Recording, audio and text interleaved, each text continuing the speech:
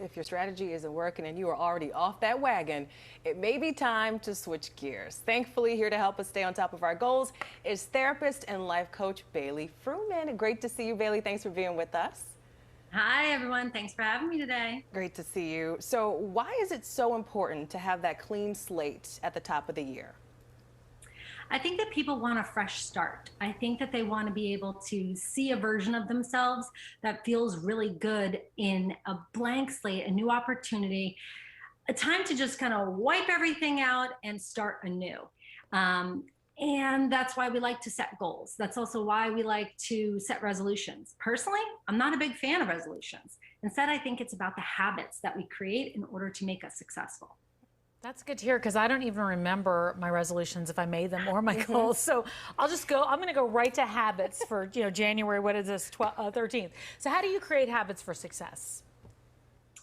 Three things I think that are really important. First has got to be reflection.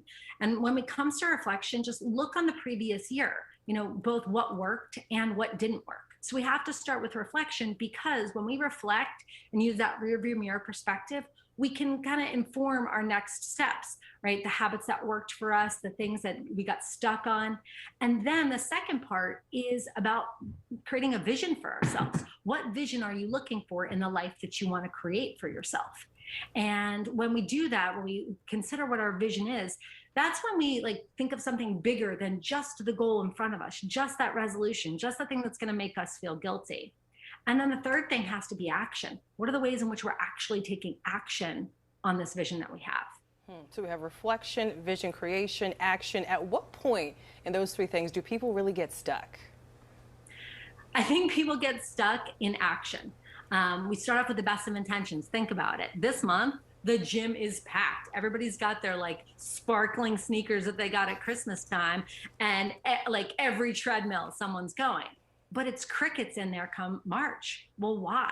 Right? Why is it crickets come March? Well, the reason is because we lose our motivation. And we lose motivation for two reasons. One, when we don't have a why attached to what we do, right? I mean, the person who is still on the treadmill, often it sounds stereotypical, but it's the person who's getting married in the spring and they want to have those strong looking arms in their photos, right? They have a why attached to it. Or it's the person who's still on the treadmill because they want to be healthy for their grandkids. So we need to have our why attached to it.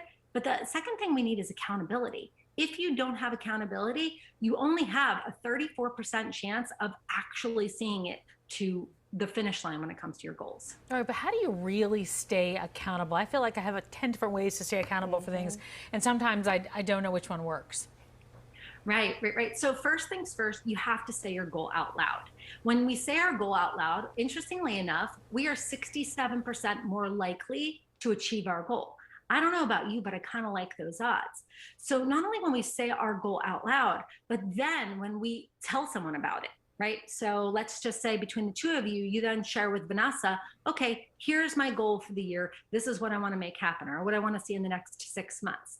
The third thing is when you check in with that person. Now, this is why coaching works. This is why therapy works. This is even why personal trainers work, because we set our goal, we say it out loud, and then we stay accountable to that person, and it makes a big difference. Awesome tips, Bailey Frumen. Thank you so much. Come back in March and see how Tamsin and I are doing.